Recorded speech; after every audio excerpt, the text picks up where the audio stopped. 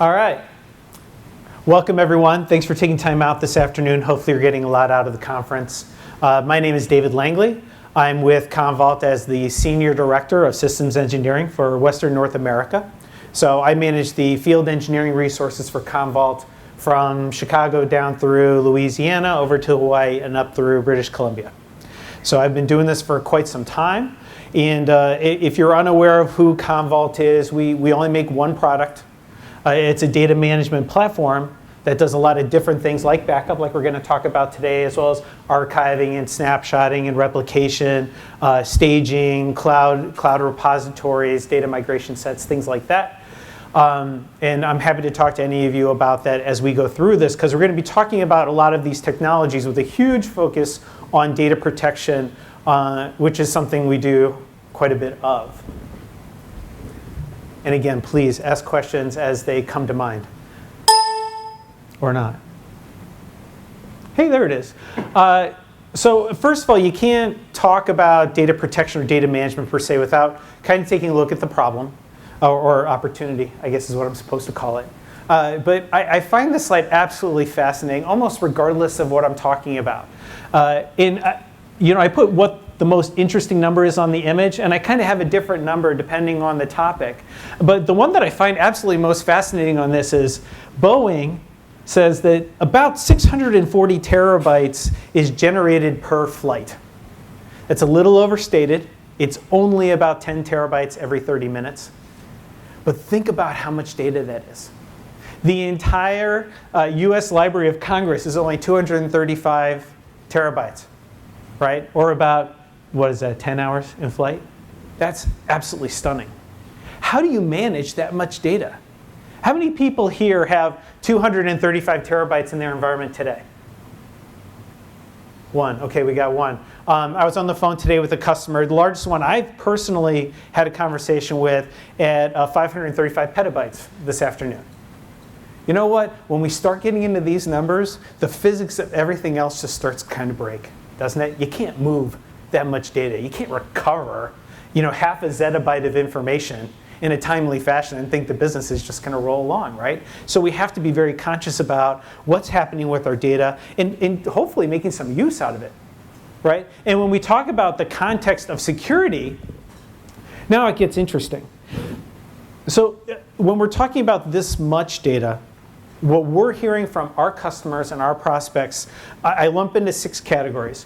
First of all, that looking at managing data the old-fashioned way, big iron, we still try and do it. There's still a place for it, but it's getting harder and harder to do. Because first of all, we have to refresh hardware every 3 to 5 years, which is expensive. And the data growth rate is outpacing our ability to even acquire, let alone manage and refresh it in a meaningful way. A new recovery mandates, like I mentioned, if I have half a zettabyte sitting on the floor, I can't recover it.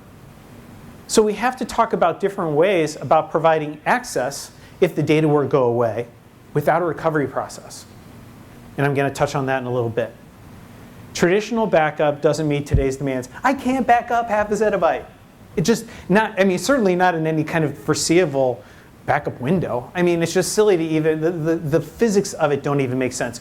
So now we have to start talking about, first of all, understanding the data better and maybe taking a different look at protecting the data and providing alternate access rather than recovery. So how we think about data protection has to change. Now, more on the juicy side from a security standpoint, now that I have all this data, do I understand it? How do I get more value from it?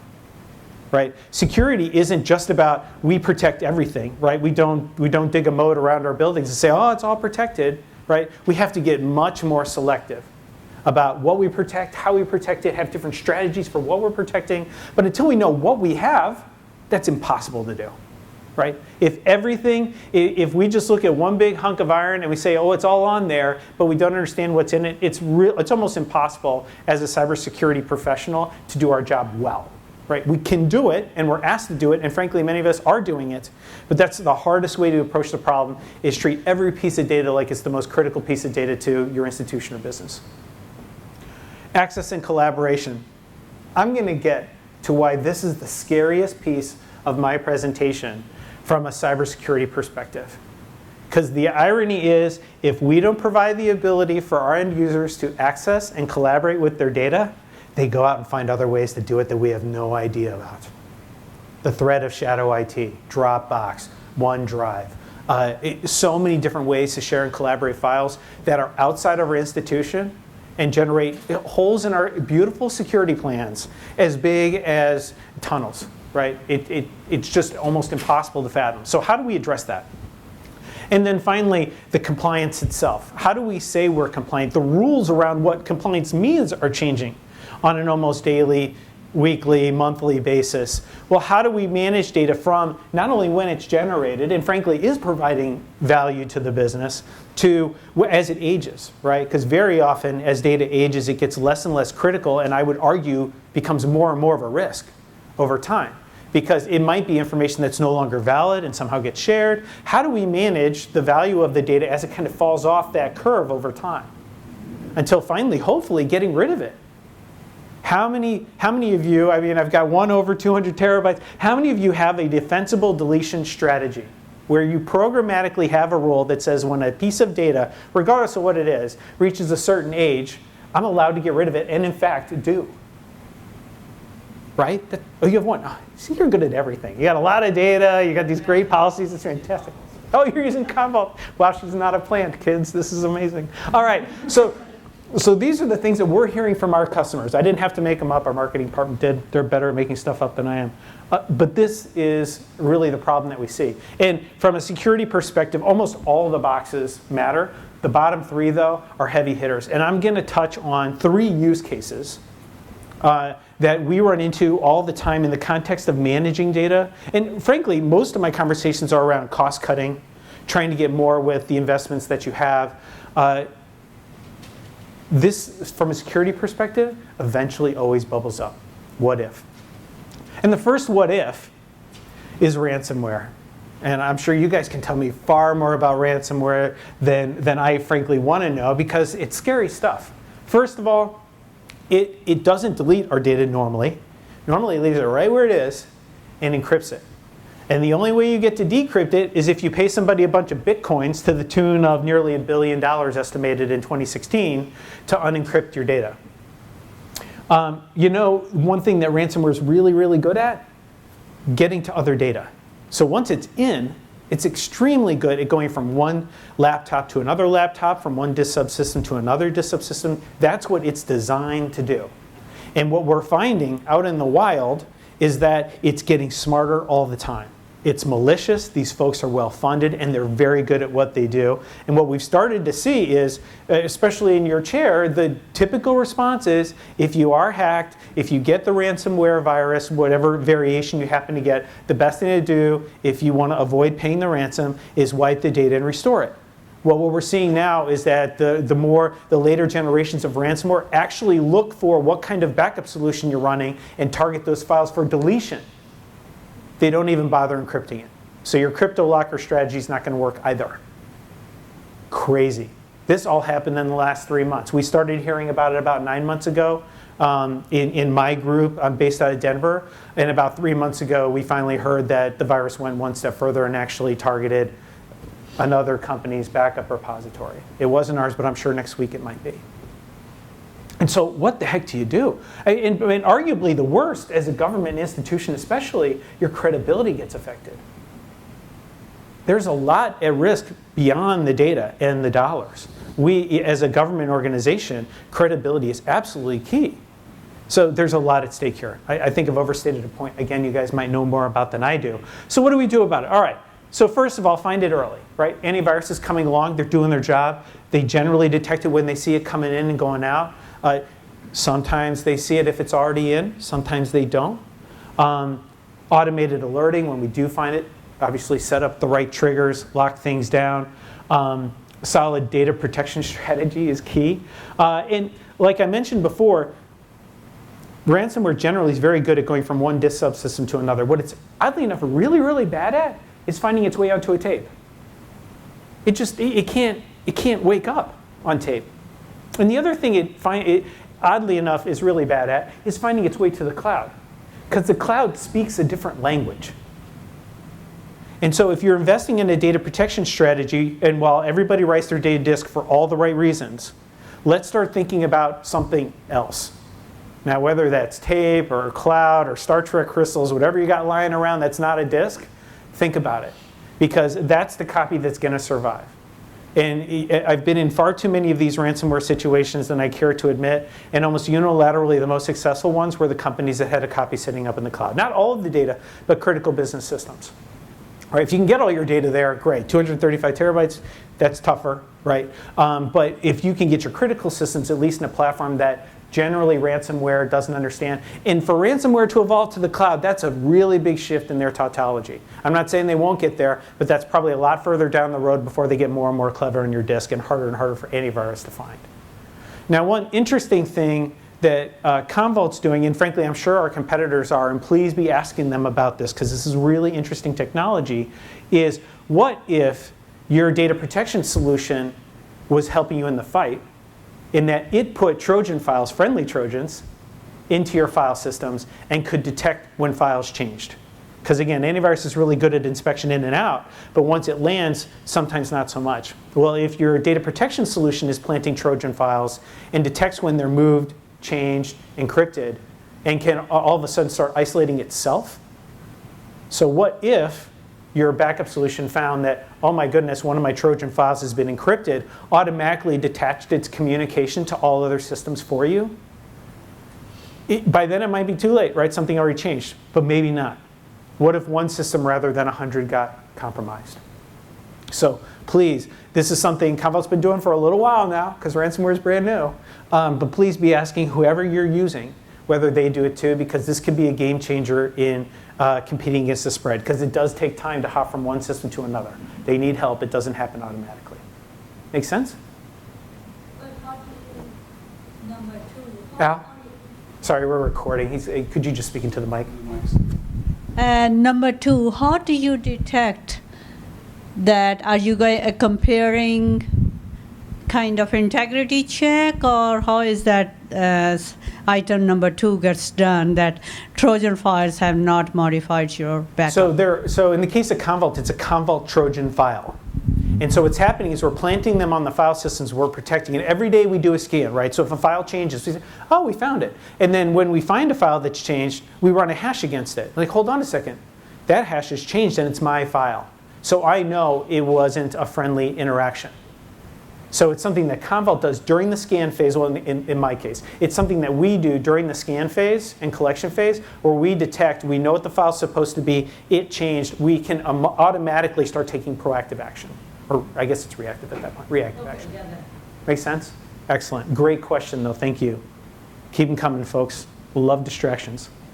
The next one, and I tried to do these in order of importance, but everybody gets to reprioritize these, is securing the edge.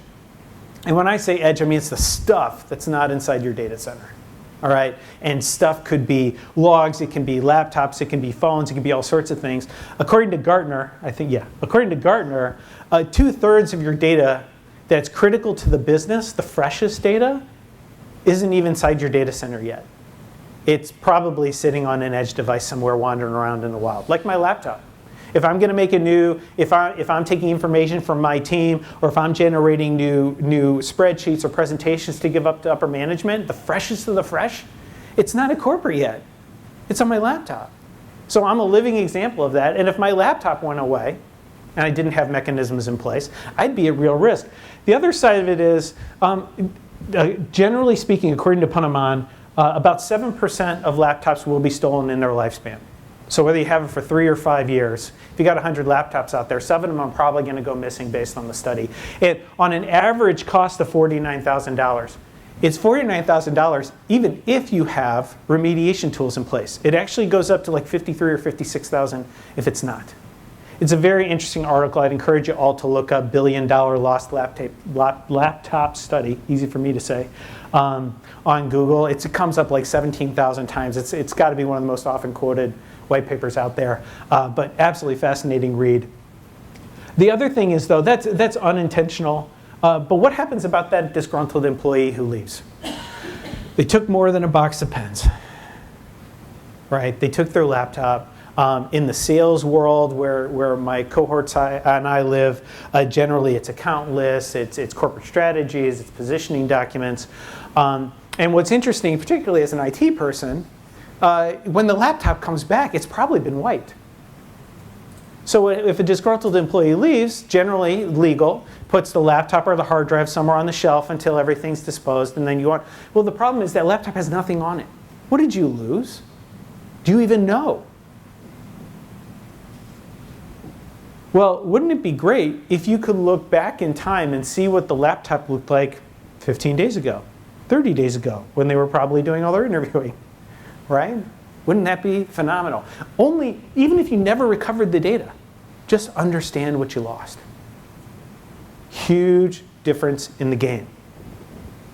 And then finally, excuse me, if we don't protect the asset, shadow IT will. And by I say shadow IT, I mean Carbonite, I mean all these swipe for service cloud backup providers out there. Fascinating story. I kid you not, it really happened. Huge hardware manufacturer out on this side of the country did not provide edge protection for their laptops. And they had a lot of developers working on the latest generation of their offering over the course of months. Well, the team realized this is super critical stuff, right? If corporate's not going to provide protection for it, we're gonna back it up. So I don't know if it was them as individuals or as the manager, but they swiped the card and they all got OneDrive accounts, and so all the data floated up to OneDrive. Absolutely fantastic. If you read the shrink wrap on OneDrive, if it's up there, Microsoft has the right to read it and sell it. Hold on a second. All of our 2017 designs are now available to Microsoft. I mean, they never do it, but think about the exposure. These people are trying to do the right thing by the company. And they're just letting a floodgate of risk in. So think about not so much what your end users are doing that might be malicious, like leaving the company or stealing a laptop, but think about them even trying to do the right thing if they think they can provide a better service. And data protection is a big one. Most people get, if it's really that important, I'm going to make 1,000 copies of this stuff. My kids do it, I do it, my wife does, I should say. We don't do it anymore. We used to before I worked for Commvault. But what modern data protection does is, first of all, provides recoverability. That's really the least exciting part of the story. But it provides insight into the past. What did it used to look like? What did I lose? What is my exposure? Or how about, hey, look, this person isn't happy. What is on their laptop? Let's understand what they're doing. Let's start watching it. What's interesting about backup is it all goes to a place you can look at. How often of you look at your backup repository as a data mine? Now I'm going to move on to that in a little bit. Gives users a sense of control. Just knowing they have a mechanism in place prevents them from doing things, even with the best intention, that might really be affecting not only your data management strategy, but your security strategy. And then again, centralizes remote data for other purposes. One thing that Carbonite's not going to do that maybe a box will is allow them to share files, right? So it's beyond just protecting the asset, but giving them the ability to collaborate tools, maybe that aren't connected to SharePoint or behind a VPN. They're going to share files. The question is, are we going to offer them that service, or are they going to go somewhere else for it and create a security hole? And again, with the best of intention. Let's just pretend that it's all good-natured. These things are happening. Data mining and populating new environments I'm going to touch on in a minute, because I put it as number 3, but I could make a case to say this is the most important use case out of the hundreds we could talk about today regarding leveraging your data protection strategy in a whole new way. Let's talk about what a backup is, right? So it's sitting on tape and disk and cloud and yes, Star Trek crystals, whatever we happen to be putting this data on. And okay, so we're putting files into it, right? We back up our files. Sure. Let's see, what about archives? Well, there's 1,000 different ways to label archives, but aging data, data that may not be as relevant, but we got to keep around for governance and security issues, right? There's stuff like that. We may never look at, but we have to hold on to. That's in there. RBS, remote blob storage, there are applications that dump their data to other places. Sometimes that IT sets up, sometimes the application owner set up, sometimes developers set up. Remote blob storage is a feature of SharePoint, but SAP has native archiving capabilities. VMware has native archiving capabilities that write data out to other places than necessarily where you think SAP and VMware live to keep their storage costs down. As a cybersecurity professional, are you aware of where that data is going? You probably want to know where SAP is archiving to. So that's ending up in your backup archive cloud. Well, and in this case, I'm not talking about writing data to the cloud. What if you put data out there and you want to have a local copy in case whoever's providing that service were to go away? Cloud providers and cloud service providers and software as a service providers go out of business just like any other business. How many people are you giving information to that you don't necessarily control as an entity? Do you protect that data? Hopefully yes, maybe not. Some tools, we do a lot of this at Commvault, but other tools, not so much. So think about that data. Your snapshots, your clones, there's a lot of information that can be indexed and often ends up inside of your backups that we need to think about. Edge data, please. Think about edge data. There's so much risk there. Put it somewhere. You don't have to use us. Just use somebody that you can control and make sure it's inside of your corporate IT. And then finally, the database. Almost unilateral, nine people out of 10 are going to raise their hand that says the most important information relevant to the business is inside a database. We know our databases are getting backed up. That's usually the first thing they do. So it's all going in there. Well, when I look at all that data sitting in one place, I don't really see a backup. I see a data mine. One of the roles of a cybersecurity professional is protecting the right data in the best possible way. Well, how do you know how to protect something if you don't know what it is? And I certainly don't expect you to go out and look at 10,000 different systems across different platforms, usually over different geographies, to find all this data and categorize it and all this. Wouldn't it be great if you could pop open a portal and look at all the corporate data assets you have and run searches against that to understand what it is, who owns it, who made it, when was it last touched, how much data do I have that's over 10 years old? I'll tell you what, if you've got a file that's over 10 years old, I'd try and find the app to open it. Probably doesn't even exist. Or you got to download it from some really shady site nobody should go into, right? So think about all that information. What if we treated our backup repository as a data mine so that we could better understand our data? Huge opportunity here. This is something we do a lot with at Commvault. We provide portal overlays and Lucene search engines into these repositories. What to learn? Where is it? It's not a funny question, but it can be fun, is to go into a really proud, strong, confident IT shop and ask them, how much data do you have? The silence is deafening. Because there aren't a lot of tools that look at all of an institution's data in one place. And so they don't have crisp answers there. What is it? Do you know where all your data is? Do you have a way to figure out if there's personally identifiable information on certain servers or on any server? Do you have a mechanism to figure that out?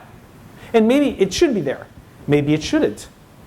Al's a good guy, but if he's got a credit card on his laptop, or a credit card information on his laptop, something bad happened. That's not supposed to be there. That's something that'd be really great for legal and our cybersecurity folks to understand what's going on and where, because maybe that is cool. Maybe Al should be collecting credit card information, but that means we're going to treat his laptop really different. We're going to have remote wipe, we're going to have search on, we're going to have instant encrypt turned on. That thing's going to be Fort Knox with a battery, right? We're going to treat it differently if we knew that. Who owns it? What if you could design security policies around whose data you are interfacing with? And I know there are tools out there that allow you to do that. But wouldn't it be cool to look at all the data to find out where all of the CTO's information, or where all HR's information, right? HR has special rules. Where's all of HR's information? It's probably not on the same 2 servers you think it is. It's probably floating around in a bunch of places. Wouldn't it be cool to ask your backup data, where is all of this Active Directory users groups information across everything? And again, maybe some place is in the wrong place, and then we get to move it back. But maybe there's just servers involved we didn't know. VMs sprout up everywhere. And sometimes it's IT, and sometimes it's the data owner, sometimes it's the department. Wouldn't it be great to know on a regular basis who owns what, particularly for high-risk groups or highly governed groups? Right? Nobody has to do anything wrong to accidentally create a problem. But if we have the tools and we look in the right place, well, now all of a sudden we can be really smart about it. So is it in the right place? I kind of touched that a couple times. Is it in the right? Doesn't necessarily mean somebody did something wrong. Now, I don't want people burning their Sopranos DVDs to my $5,000 terabyte VMAX storage, right? Which we've seen. I mean, I got to hesitate. A lot of my engineers have to be very careful about how they show our first round of reports because we don't know who we're telling on. But is it in the right place? From a security perspective, maybe it's the wrong data, or maybe it's the right data just in the wrong place, and there's an education opportunity. But what do you want to do about it? Identify that IP, protect it appropriately, right? Whether it's moving it to a more secure location, whether it's just encrypting it in a different way, but we can't make those decisions if we just don't know. And we're not going to encrypt all of the institution's data all at once, right? Because that creates its own nightmare. Because then we start talking about performance issues, and then they really go out and buy all that shadow IT from Amazon with the swipe of a card. More data to the right place. Remove risk. I'm going to touch on it again. A big trend in the data storage space isn't how do we make the arrays bigger, but how do we make them smarter? Identifying the data that's no longer useful to the business and getting rid of it. Run a report, document it, schedule it for deletion, let it sit, and then finally delete it. There's ways to identify information that provides no value, set a schedule, do the appropriate reporting, and actually get rid of it in such a way where you're very sound in disposition inside of their legal system.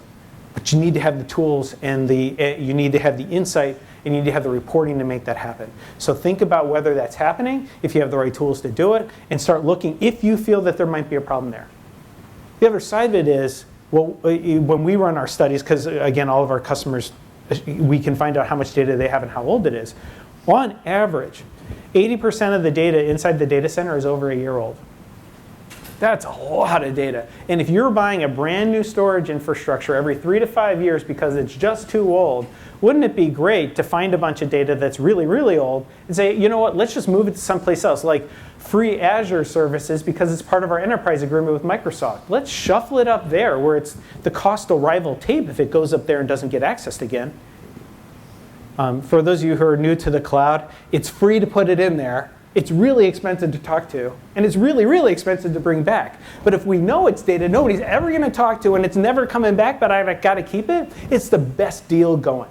Because I never have to refresh it. Somebody else owns it. And frankly, they do have very good, the main players have very sound security strategies, but we can also encrypt it. There's all sorts of fun things we can do when we put the data up there to make sure even if Microsoft or Amazon were to be compromised by the smartest human being ever, they wouldn't actually have access to the insight in the data.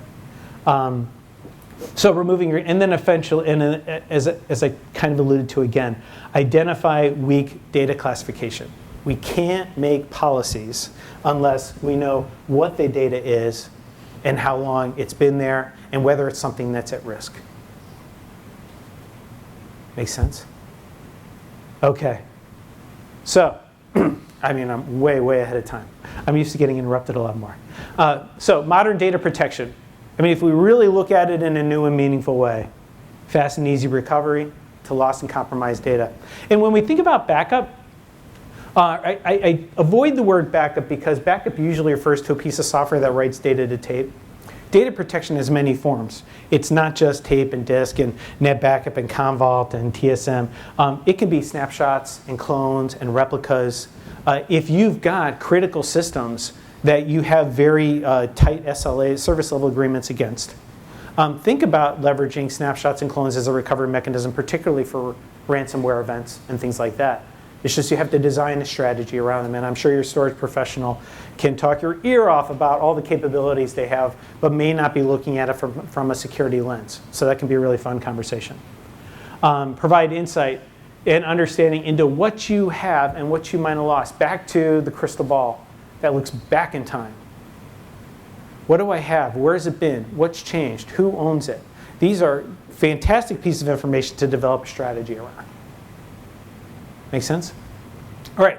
And then finally, provides insight into what is actually happening in your environment. Ransomware is a great example of a virus that we want to know what's happening in our environment in as real and near time as possible.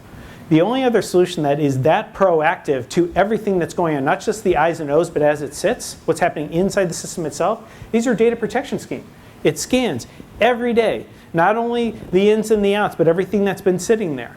So it has insight that no other tool you'll ever own, let alone its scale, will be able to provide. Because there's all sorts of tools that can run file system scans and how many files you have and who owns those files.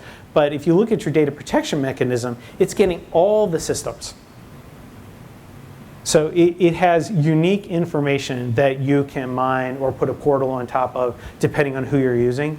But an amazing insight into the information. And heaven forbid you take that information not only from a security perspective, but what if your business development team, what if your product managers, what if your marketing department could ask certain data sets questions about what is the public asking for? What are our end users or customers asking us for? Well, if the customer relationship manager doesn't type it in his or her notes, well, it's lost, right? But what if it came in an email, or what if it came in a tweet, or what if it came in some other mechanism that you're backing up? What if you could search those mechanisms? You could be more agile and serve a higher purpose to your customer base just by using, of all things, your backup. And again, backup is the most expensive thing a network does every day. It hits the servers the hardest, it hits the storage the hardest. By design, it hits the network as hard as it can to get its job done. Let's turn it, not from a cost center, actually into something that serves the business, makes us better at what we do. And it's right there. You've already paid for it. This is done. The tax dollars are spent. And you did it for all the right reasons, right? You're being good stewards to your data. It was a great investment. The problem is it's not serving the business in any other way than being an insurance policy. There's our opportunity. And I'll tell you what, so precious few people ever look at that backup repository as a data mine. And you, in this room, can be those thought leaders. That's what our engineers, that's what our salespeople are trained to do. And it really has nothing to do with our technology. Now, our technology is very focused on making the most of that investment, but you all have a backup repository here. So let's think about how we might be using it in new and creative ways. And security is just the beginning, a super important beginning, but just the beginning. And hopefully you see that. All right, so that's it for my script. But with that, please, questions, stories, anything you struggle with, please, sir. Winner. Come on down, Al. I love it when he runs. Never seen a fat guy move this fast. You were talking about the antivirus protecting the goes in and goes outs of a machine, and the data protection protecting the data actually in the spindle or at the source. So does that work for structured data as well as unstructured data, or is there any kind of protection? You know, you're not doing a hash against structured data, or are you? And so we're not looking for changes. It's a great question. We're not looking for changes inside of a database because every database changes every day. So it's hard for us to determine whether what changed was intentional or not. What we do know is if we own the entire file, we'll know. So it's a very long answer to a fantastic question is, no, we're not using databases as Trojans. But we do use the files that look like databases, but we can't tell you if your database per se has been hacked by ransomware. And my second question was, this morning we talked, there was a guy from the high-tech crime unit, and he said that he's seen backup iteration as far as 7 restore points or copies back that had the ransomware issue in there. How far back have you seen it in your experience with Commvault or heard about it in the industry? That's a great question. I haven't seen any statistics on how long we've seen a ransomware lay dormant on a system. What we do get a ton of questions on is, we know it's in there. We don't know where it is, but we know it's in there. We don't know how long we've had it. How do we prevent that from happening? And what's really cool, and again, with most modern solutions, certainly with Commvault, but also with others, is you can do what's called a filtered restore, where we run the file system through a filter to remove everything that we know is ransomware. Now, we need to know ahead of time what it is, right? But if we know these are the files that are associated with ransomware, we can filter it during the restore and prevent it from becoming live again, rather than having to restore it all and then turn the file system on, super scary, and then run antivirus against it. We can filter everything we know about before it even hits the spindle on the rejuvenated system. So there are methods and tactics to kind of filter on the way back, but I don't have any historical data on the oldest ransomware bug we found, but that's a great study. I know who to ask about it. It's a good question. Anyone else, please? Yeah, actually, You guys are so good about the microphone. I would just start talking and be like, gotta say the whole thing over. so my question is a continuation of his question, where I was thinking about things like movements such as NoSQL movements and the Hadoop guys, where the data is unstructured and there is no database, everything's on disk. How do you guys protect that environment? Right. So the process is similar. So when we see a file system, so Hadoop is that stateless database kind of structure, which is really kind of funky and cool. But if we put a file that looks like all the other Hadoop files in it, that's not actually a Hadoop file, if we see that file change, because we know it's ours. If it's any other, we don't know if it's supposed to change or not. But if we see ours change, what we'll do, and by default, we'll cut our system off from the rest of the environment. So ideally, it can't spread to us. Hopefully, it hasn't. But the other thing we can do, which is built into the workflow, is say, hey, Hadoop server 1 is the one where we found a migrated file. Now, we're not going to take anything offline unless you tell us to, which would be weird. I'd never heard that request before. But we will tell you where we found it. So the nice part is with, again, most antivirus, it inspects on move, right? So if I put data in or if I take data out, that's when it generally inspects the file. The thing with backup is we have to scan the files that are sitting.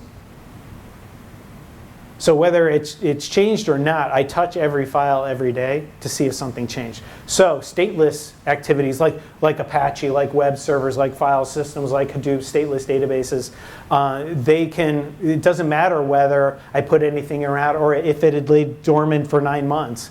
The moment the file I think should be #1122 goes to 1123, I'm like, okay, something's up.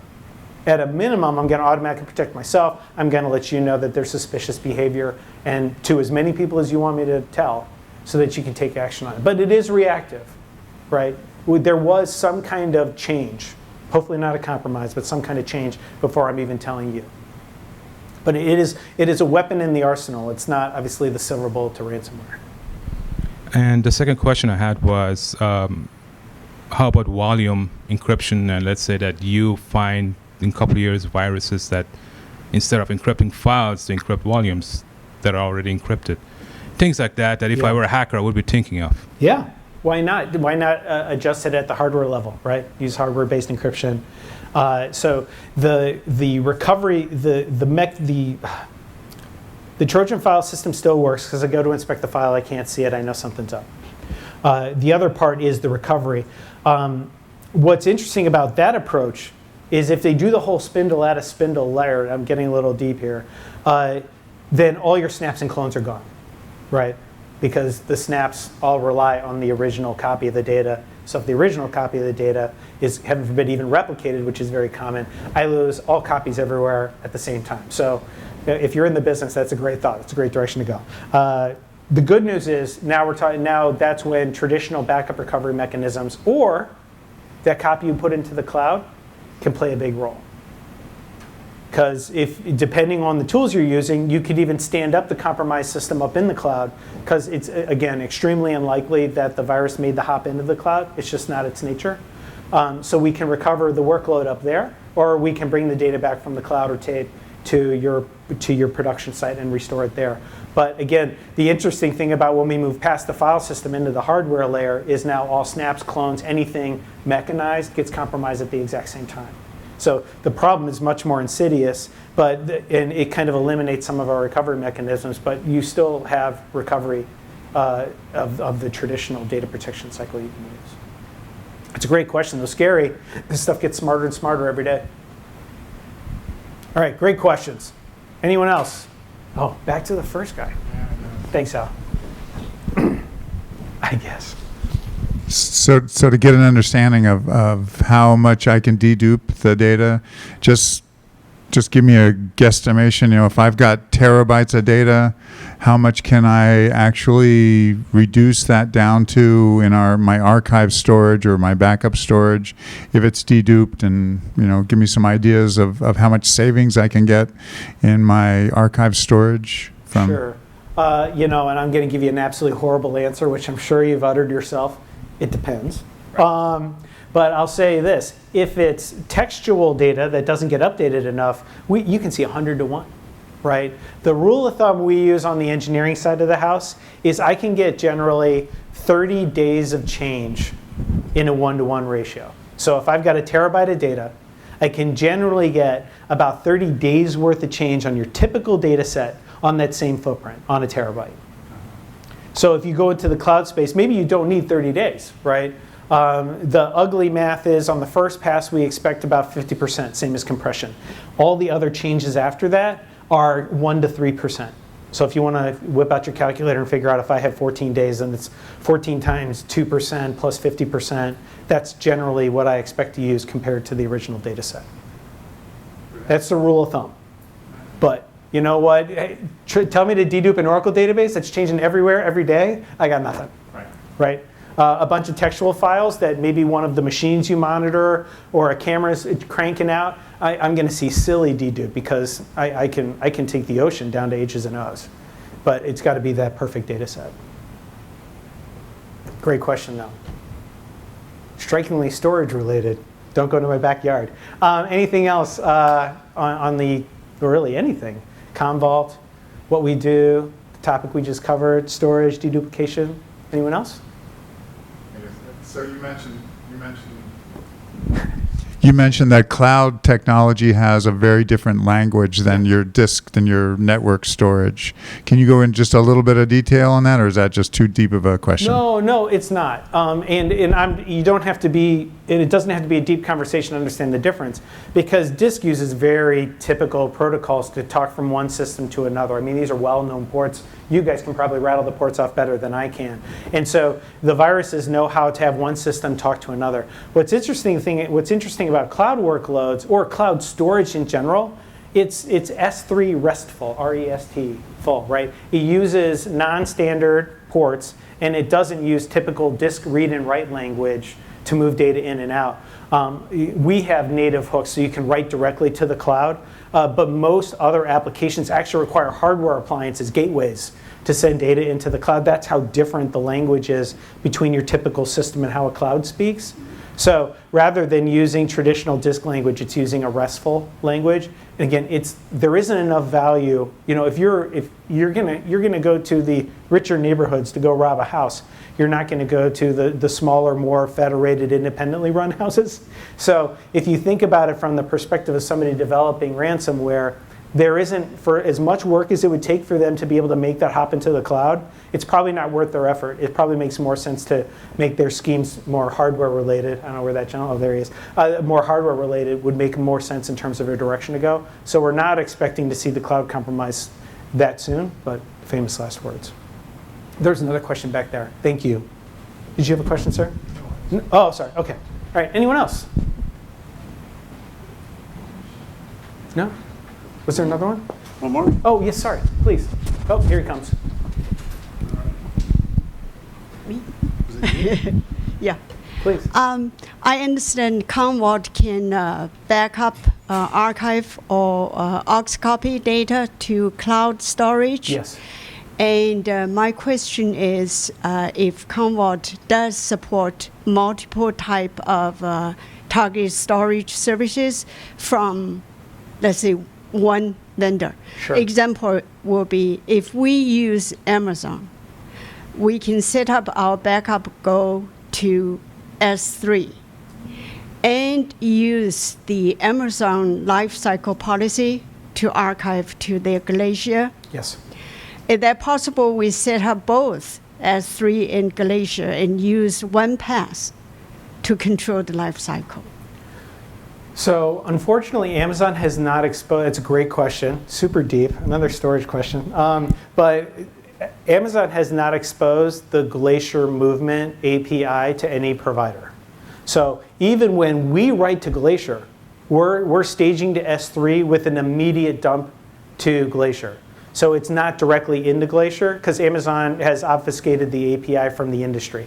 Might change, there's always rumors of when they're going to open it up. With Microsoft releasing their own version of cold storage, we're wondering if there's going to be a little more freedom there. But today, you can still use OnePass. We're still going to write it to S3, but the policy is going to be as soon as it hits there to dump it down. But I'm still staging to S3. But that's a great question. And I'm out of time, correct, Will? All right. Well, thank you, everyone. I'm not going anywhere for a while, so if you have more questions, please feel free. We do have a booth out there, and these dapper gentlemen and lady in the back can help with other questions, too. But thank you for your time. Hope it was worth it. And again, thanks. Enjoy the rest of the conference.